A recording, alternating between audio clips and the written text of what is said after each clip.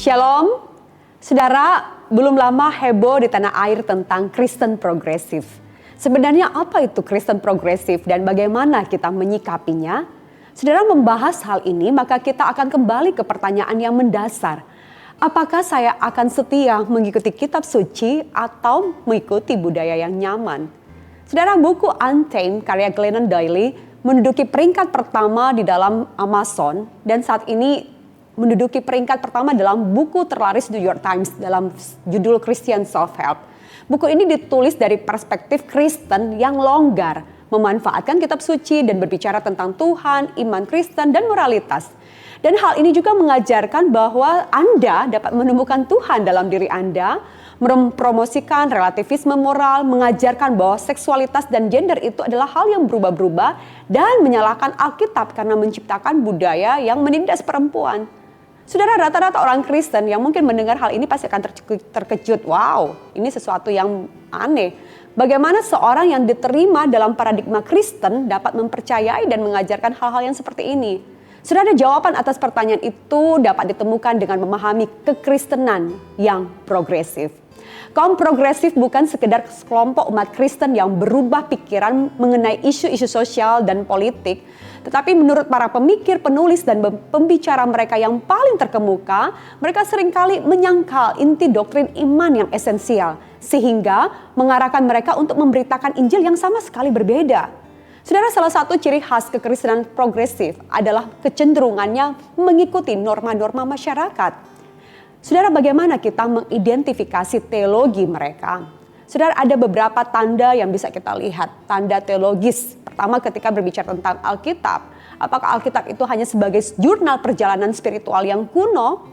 Saudara, umat Kristen atau orang-orang yang secara khusus menganggap Kristen progresif itu melihat Alkitab sebagai catatan tentang apa yang diyakini orang tentang Tuhan pada zaman dan tempat mereka hidup, dan bukan sebagai firman Tuhan yang diilhami dan berotoritas. Maka bukan hal yang aneh bagi seorang Kristen progresif untuk menyatakan ketidaksetujuannya dengan seorang penulis Alkitab atau menolak bagian-bagian yang mereka anggap tidak membantu.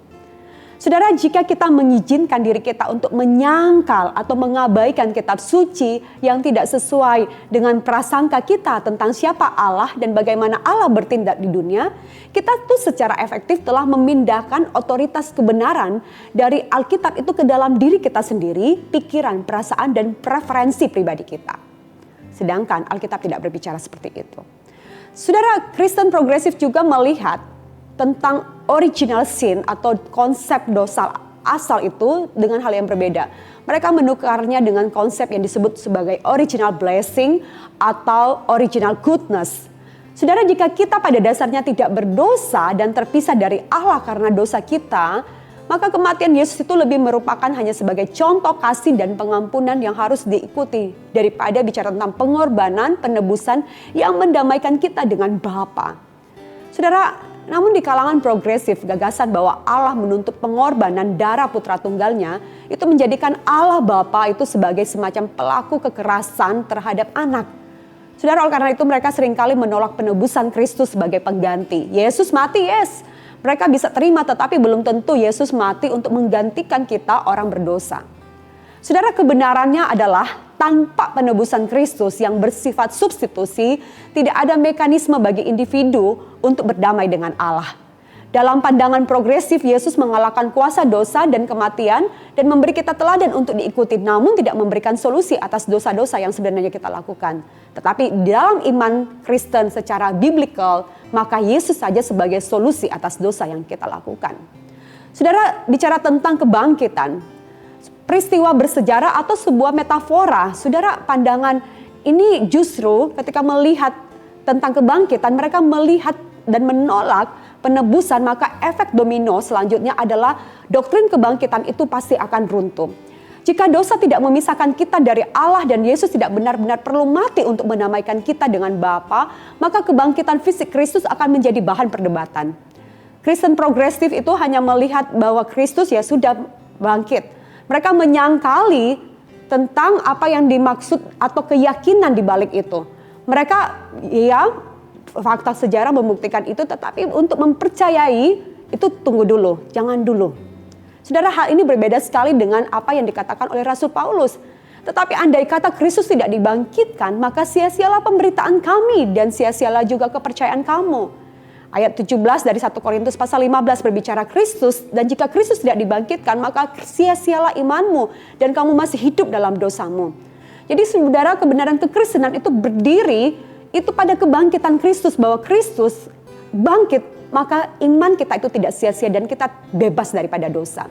Saudara, kita baru saja melihat beberapa pandangan teologi tentang Kristen progresif, tentang Alkitab, pendamaian dan kebangkitan. Belum lagi kita membahas tentang surga, tentang neraka, tentang penghakiman akhir. Dan sudah seperti yang saudara lihat, bahwa keyakinan teologis Kristen progresif itu bukan sekedar persoalan sekunder yang bisa kita sepakati atau tidak sepakati. Tapi gerakan Kristen progresif ini mempromosikan sebuah Alkitab yang tidak berotoritas.